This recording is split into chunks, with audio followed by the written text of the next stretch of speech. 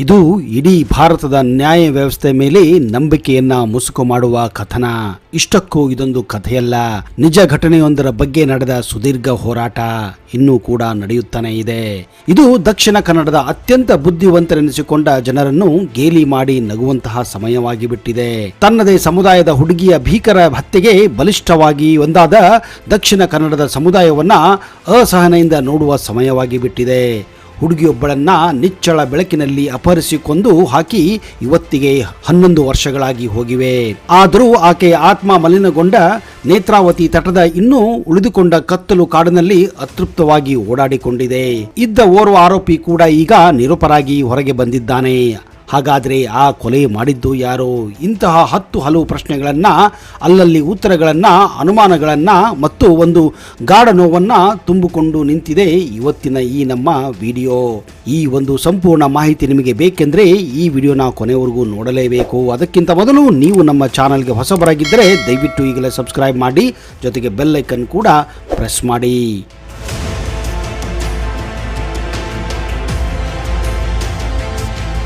ಇದು ಸುಮಾರು 11 ವರ್ಷಗಳ ಹಿಂದೆ ನಡೆದ ಘಟನೆ. ಇಸ್ವಿ 2012 ಧರ್ಮಸ್ಥಳದ ಗ್ರಾಮದ ಪಂಗಾಳ ನಿವಾಸಿ ಚಂದಪ್ಪ ಗೌಡ ಮತ್ತು ಕುಸುಮಾವತಿ ದಂಪತಿಯ ಪುತ್ರಿ ಸೌಜನ್ಯ ಉಜಿರೆಯ SDM ಕಾಲೇಜು ವಿದ್ಯಾರ್ಥಿನಿ.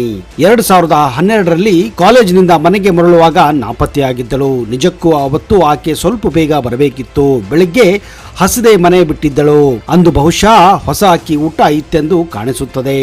ಹಾಗೆ ಬೆಳಗ್ಗೆ ಉಪವಾಸವಿದ್ದು ಬೇಗ ಕಾಲೇಜು ಮುಗಿಸಿ ಮನೆಯ ಕಡೆ ಸೌಜನ್ಯ ಹೆಜ್ಜೆ ಹಾಕಿದ್ದಳು. ಉಜಿರೆಯಲ್ಲಿ ಕಾಲೇಜು ಓದುತ್ತಿದ್ದ ಆಕೆ ನೇತ್ರಾವತಿಯ ಸ್ನಾನಘಟ್ಟದ ಬಳಿ ಬಸ್ಸು ಇಳಿದಿದ್ದಳು. ಅಲ್ಲೇ ಒಂದು ಬದಿಯಲ್ಲಿದೆ ಆಕೆಯ ಮಾವನ ಅಂಗಡಿ. ಒಂದು ಬಾರಿ ಅಲ್ಲಿಗೆ ಭೇಟಿ ಕೊಟ್ಟು ನಂತರ ಮನೆಯತ್ತ ಬಿರುಸಾಗಿ ನಡೆದಿದ್ದಾಳೆ ಹುಡುಗಿ. ದಾರಿ ಮಧ್ಯೆ ಧರ್ಮಸ್ಥಳ ಪ್ರಕೃತಿ ಚಿಕಿತ್ಸೆಯ ಆಸ್ಪತ್ರೆಯ ಗೇಟ್ ಕೂಡ ಇದೆ. ಅದರ ಮುಂದೆ CCTV ಕೂಡ ಇದೆ. ಆಕೆ ಅಲ್ಲಿ ಹಾದು ಹೋದಿದ್ದು ಕೂಡ ರೆಕಾರ್ಡ್ ಆಗಿದೆ. ಅದೇ ಕೊನೆ. ಆಕೆಯನ್ನು ಮತ್ಯಾರು ಜೀವಂತವಾಗಿ ನೋಡಿಯೇ ಇಲ್ಲ. ಅಂದು ಸಂಜೆ ಆದರೂ ಮನೆಯಲ್ಲಿ ಮಗಳು ಸುಳಿವಿಲ್ಲದನ್ನು ಅರಿತು ಆತಂಕಗೊಂಡ ಪೋಷಕರು ಅವರಿವರಿಗೆ ಕರೆ ಮಾಡಿದ್ದಾರೆ. ಆದರೂ ಎಷ್ಟು ಹುಡುಕಿದರೂ ಸೌಜನ್ಯಳ ಪತ್ತೆ ಇಲ್ಲ. ಆದರೆ ಆಕೆ ಕಾಲೇಜು ಬಿಟ್ಟು ಬಂದಿದ್ದು, ಬಸ್ ಇಳಿದಿದ್ದು, ಅಲ್ಲಿಂದ ಮನೆ ಕಡೆ ಹೆಜ್ಜೆ ಹಾಕಿದ್ದನ್ನು ಜನರು ನೋಡಿದ್ದಾರೆ. ಅಲ್ಲಿಯ ನಂತರ ಆಕೆ ಕಣ್ಮರೆ ಆಗಿದ್ದಾಳೆ. ತಕ್ಷಣ ಸುದ್ದಿ ಕಾಡ್ಗಿಚ್ಚಿನಂತೆ ಹಬ್ಬುತ್ತದೆ. ಆ ಸುದ್ದಿ ಹಿಂದೂ ಪರ ಸಂಘಟನೆಗಳಲ್ಲಿ ಸಕ್ರಿಯವಾಗಿದ್ದ ಮಹೇಶ್ ಶೆಟ್ಟಿ ತಿಮರೋಡಿಯವರೆಗೂ ತಲುಪುತ್ತದೆ. ಅದಾಗಲೇ ಕತ್ತಲು ಆವರಿಸಿದ್ದು ಸಂಘಟನೆಯ ಮತ್ತು ಆಸುಪಾಸಿನ 100 ಹುಡುಗರು ಅಲ್ಲಿ ಜೊತೆಯಾಗಿದ್ದಾರೆ. ರಾತ್ರಿ 2ರ ತನಕ ಅಲ್ಲಿ ಸುತ್ತಮುತ್ತ ಇಡೀ ಕಾಡನ್ನ ಜಾಲಾಡಿದ್ದಾರೆ. ಆದರೆ ಸೌಜನ್ಯಳ ಸುದ್ದಿಯಾಗಲಿ ದೇಹವಾಗಲಿ ಸಿಗುವುದಿಲ್ಲ. ಅಂದು ರಾತ್ರಿ 2:30 ತನಕ ಹುಡುಕಿದ ನಂತರ ಬಹುಶಃ ಇನ್ನು ಇಲ್ಲೇ ಆಕೆ ಸಿಗಲ್ಲ ಅನ್ನೋದು ಖಾತ್ರಿಯಾಗಿದೆ. ಹೀಗಾಗಿ ಅಂದಿನ ಹುಡುಕಾಟವನ್ನ ಅಲ್ಲಿಗೆ ನಿಲ್ಲಿಸಲಾಗಿದೆ.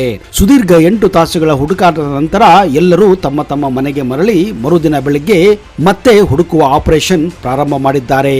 ಹಾಗೆ ಎಲ್ಲರೂ ನಿರಾಶೆಯಿಂದ ಮತ್ತು ಒಂದಷ್ಟು ಖುಷಿಯಿಂದ ಮನೆಯತ್ತ ಮರಳಿದ್ದಾರೆ. ಆ ಪ್ರದೇಶದಲ್ಲಿ ಸೌಜನ್ಯ ದೇಹವು ಸಿಗದೇ ಇದ್ದ ಕಾರಣದಿಂದ ಆಕೆ ಇನ್ನೂ ಬದುಕಿರುವ ಸಾಧ್ಯತೆ ಇದೆ ಎನ್ನುವ ಸಮಾಧಾನ ಆ ಕ್ಷಣದಲ್ಲಿ ಅಲ್ಲಿದ್ದ ಅವರಿಗೆಲ್ಲ ಮೂಡಿತ್ತು.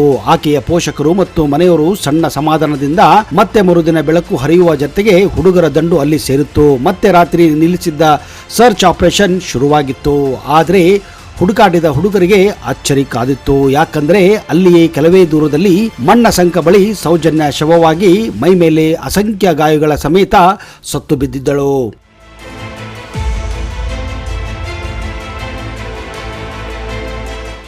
ಆ ಘಟನೆ ಒಂದು ಬಹುದೊಡ್ಡ ಅನುಮಾನಕ್ಕೆ ಕಾರಣವಾಗಿತ್ತು. ಆಕೆಯನ್ನು ಕಿಡ್ನಾಪ್ ಮಾಡಿ ಮತ್ತೆಲ್ಲಿಗೋ ಕರೆದೊಯ್ದು ಅತ್ಯಾಚಾರ ಮತ್ತು ಕೊಲೆ ಮಾಡಿ ಬೀಸಾಕಿದ್ದಾರೆ ಎನ್ನುವುದು ಖಚಿತವಾಗಿತ್ತು. ಅಪರಾಧಿಗಳನ್ನ ತಕ್ಷಣ ಬಂಧಿಸಬೇಕೆಂದು ಗ್ರಾಮಸ್ಥರು ಮತ್ತು ಹಿಂದೂ ಪರ ನಾಯಕ ಮಹೇಶ್ ಶೆಟ್ಟಿ ತಿಮರೋಡಿ ನೇತೃತ್ವದ ತಂಡ ದೊಡ್ಡದಾಗಿ ಬೇಡಿಕೆ ಇಟ್ಟಿತ್ತು. ಬಳಿಕ ತರಾತುರಿಯಲ್ಲಿ ವೈದ್ಯಕೀಯ ಪರೀಕ್ಷೆ ನಡೆದು ಹೋಗಿತ್ತು. ವೈದ್ಯಕೀಯ ಪರೀಕ್ಷೆಯಲ್ಲಿ ಆಘಾತಕಾರಿ ಸತ್ಯ ಹೊರಬಿದ್ದಿತ್ತು. ಆಕೆಯ ಮೇಲೆ ಅತ್ಯಾಚಾರ ಎಸಲಾಗಿದೆ ಎಂದು ಸಾಬೀತಾಗಿತ್ತು. ಅಷ್ಟೇ ಅಲ್ಲ, ಆಕೆ ಮೇಲೆ ಭೀಕರವಾಗಿ ಅತ್ಯಾಚಾರ ಮಾಡಿ ಅನಂತರ ಆಕೆಯ ಗುಪ್ತಾಂಗಕ್ಕೆ ಮರಳು ತುಂಬಿಸಿ ವಿಕೃತ ಮರೆಯಲಾಗಿತ್ತು. ಇಷ್ಟೆಲ್ಲ ಆಗಿದ್ದರೂ ಅಂದು ಪೋಸ್ಟ್ ಮಾರ್ಟಮ್ ನಡೆಸಿದ ವೈದ್ಯೆ ಡಾಕ್ಟರ್ ರಶ್ಮಿ ಸಾಕಷ್ಟು ಸಾಕ್ಷ್ಯಾಧಾರಗಳನ್ನ ಸಂಗ್ರಹಿಸಿಯೇ ಇಲ್ಲ ಎನ್ನುವ ಬಲವಾದ ಆರೋಪ ಕೂಡ ಕೇಳಿ ಬಂದಿತ್ತು. ಮುಂದೆ ಮಹೇಶ್ ಶೆಟ್ಟಿ ತಿಮರೋಡಿ ನೇತೃತ್ವದಲ್ಲಿ ಸುದೀರ್ಘ ಹೋರಾಟ ನಡೆದಿದೆ.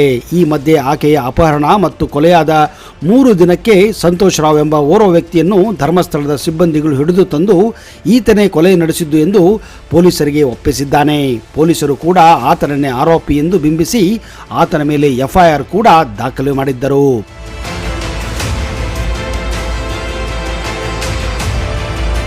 ಮುಂದೆ ಸೌಜನ್ಯ ಹೋರಾಟ ಬೃಹತ್ ರೂಪ ಪಡೆದುಕೊಳ್ಳುತ್ತದೆ. ಅದೊಂದು ದಿನ ಬೆಳ್ತಂಗಡಿಯಲ್ಲಿ 1 ಲಕ್ಷಕ್ಕೂ ಅಧಿಕ ಮಂದಿ ಭಾಗಿಯಾಗಿ ಜಾತ್ಯತೀತವಾಗಿ ಹೋರಾಟದಲ್ಲಿ ಭಾಗವಹಿಸುತ್ತಾರೆ. ಅಂದು ರಾತ್ರಿ ಬೆಳಗಾಗದ್ರೊಳಗೆ ಸೌಜನ್ಯ ಪ್ರಕರಣ ರಾಷ್ಟ್ರವ್ಯಾಪಿಯಾಗಿ ಬೆಳೆಯಿತು. ಅರಳುವ ಮುನ್ನವೇ ಬಾಡಿದ ಹೆಣ್ಣು ಮಗುವಿನ ಆತ್ಮಕ್ಕೆ ಶಾಂತಿ ದೊರಕಬೇಕಾದ್ರೆ ಅಪರಾಧಿಗಳು ಎಸಗಿದ ಪಾಪಗಳಿಗೆ ಶಿಕ್ಷೆ ವಿಧಿಸಬೇಕೆಂದು ಆಕ್ರೋಶವು ಜೋರಾಗಿದ್ದವು. ಆ ಸಮಯದಲ್ಲಿ ಈ ಪ್ರಕರಣ ಕುರಿತು ಅನೇಕ ವಿಚಾರಗಳು ಗರಿಗೆರಿದ್ದವು. ಈ ಕೃತ್ಯದಲ್ಲಿ ಸ್ಥಳೀಯರ ಹಲವಾರು ಜನರ ಕೈವಾಡ ಇದೆ ಎಂದು ಕೂಗು ಕೇಳಿ ಬಂದಿತ್ತು. ಉಜಿರೆ ಬೆಳ್ತಂಗಡಿಯ ಸುತ್ತಮುತ್ತಲಂತೂ ಈ ಕೂಗು ಭಾರಿ ಜೋರಾಗಿ ಪ್ರತಿಧ್ವನಿ ಎತ್ತಿತ್ತು. ದಿನ ಬೆಳಗಾದರೆ ಸಾಕು ಪರ ವಿರೋಧಗಳ ಪ್ರತಿಭಟನೆಗಳು, ಘೋಷಣೆಗಳು ಕೂಗಿ ಜನ ರೋಸಿ ಹೋಗಿದ್ದರು. ಸಾಮಾಜಿಕ ಹೋರಾಟಗಾರ ಮಹೇಶ್ ಶೆಟ್ಟಿ ತಿಮರೊಡಿಯವರ ನೇತೃತ್ವದಲ್ಲಿ ಎಣಿಕೆ ದಣಿಯುವ ಸಂಖ್ಯೆಯಲ್ಲಿ ಹೋರಾಟ ಸಭೆಗಳು ನಡೆದವು. ವರ್ಷದಿಂದ ವರ್ಷಕ್ಕೆ ನ್ಯಾಯ ಸಿಗೋ ಭರವಸೆ ಕುಂಟುತ್ತಲೇ ಹೋಯಿತು. ಆದರೆ ಕೊನೆಗೂ ನ್ಯಾಯ ಸಿಗದೆ ಹುಸಿಯಾಗಿ ಬಿಟ್ಟಿತ್ತು.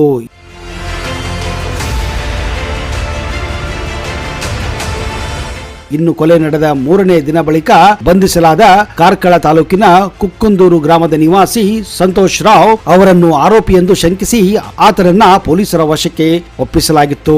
ನಂತರ ಪ್ರಕರಣವನ್ನ ಸಿಐಡಿಗೆ ವಹಿಸಲಾಗಿತ್ತು.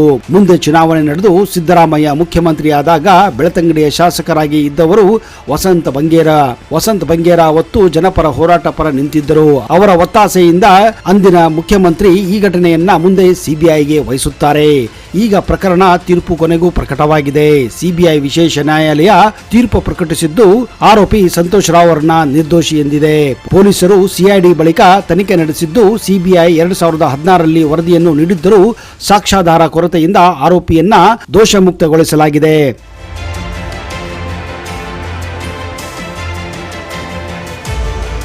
ಈ ತೀರ್ಪು ನಿರೀಕ್ಷಿತವೇ. ಕಾರಣ ಕಳೆದ 10 ವರ್ಷಗಳಿಂದ ಸೌಜನ್ಯ ಪೋಷಕರು ಇದನ್ನು ಹೇಳಿಕೊಂಡು ಬರುತ್ತಿದ್ದರು. ಈಗ ಆರೋಪಿ ಎಂದು ಗುರುತಿಸಿರುವ ಸಂತೋಷ್ ರಾವ್ ನಿಜವಾದ ಆರೋಪಿಯಲ್ಲ, ಅಪರಾಧಿಗಳೇ ಬೇರೆ ಇದ್ದಾರೆ ಹೀಗೆಂದು ಸೌಜನ್ಯ ಕುಟುಂಬ ಮೊದಲಿನಿಂದಲೂ ಹೇಳಿಕೊಂಡು ಬಂದಿತ್ತು. ಆದರೆ ಅದನ್ನ 10 ವರ್ಷಗಳ ನಂತರ ಒಂದು ಸಿಐಡಿ ತನಿಖೆ, ಇನ್ನೊಂದು ಸಿಬಿಐ ತನಿಖೆ ನಂತರ ಇದೀಗ ಕೋರ್ಟ್ ಹೇಳಿದೆ. ಪಾಪ ತನ್ನದಲ್ಲದ ತಪ್ಪಿಗೆ ಧರ್ಮಸ್ಥಳದಲ್ಲಿ ಸುಮ್ಮನೆ ತಿರುಗಾಡಿಕೊಂಡಿದ್ದ ತಪ್ಪಿಗೆ ಸಂತೋಷ್ ರಾವ್ 10 ವರ್ಷ ಕಾಲ ಜೈಲು ಪಾಲಾಗಬೇಕಾಗಿದ್ದು ದುರಂತವೇ ಸರಿ. ಎಲ್ಲ ಸರಿ. ಸೌಜನ್ಯ ಪೋಷಕರು ಮತ್ತು ಇತರ ಹೋರಾಟಗಾರರು ಊಹಿಸಿದಂತೆ ಸಂತೋಷ್ ರಾವ್ ನಿರಪರಾಧಿ. ಹಾಗಾದ್ರೆ ಇವತ್ತು ಸೌಜನ್ಯಳೆಂದು ಅಂದು ಅತ್ಯಾಚಾರ ಮಾಡಿ ಕೊಂದವರು ಯಾರು? ಮತ್ತೆ ಗ್ರೌಂಡ್ ಝೀರೋಗೆ ಬಂದು ನಿಂತಿದೆ ಈ ಒಂದು ಘಟನೆ.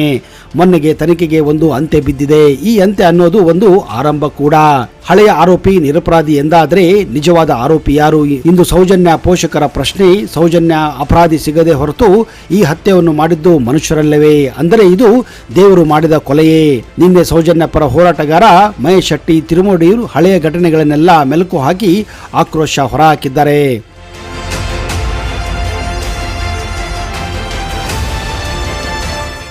ನಮಗೆ ನಮ್ಮ ಕೋರ್ಟ್ಗಳಿಂದ ನ್ಯಾಯ ಸಿಗಲ್ಲ.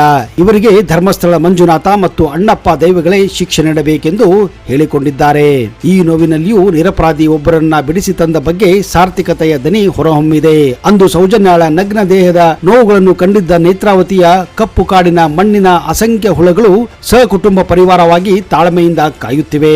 ಕರ್ಮ ರಿಟರ್ನ್ಸ್ ಎಂಬ ಬಲವಾದ ನಂಬಿಕೆ ಈಗಲೂ ಇದೆ ಎನ್ನುವುದು ಅಲ್ಲಿನ ಜನರ ಬಲವಾದ ವಾದವಾಗಿದೆ. ಇವತ್ತಿಲ್ಲ ನಾಳೆ ಸೌಜನ್ಯ ಅವರಿಗೆ ನ್ಯಾಯ ಸಿಗುತ್ತದೆ ಅನ್ನುವುದು ಎಲ್ಲರ ನಿರೀಕ್ಷೆ ಇದೆ.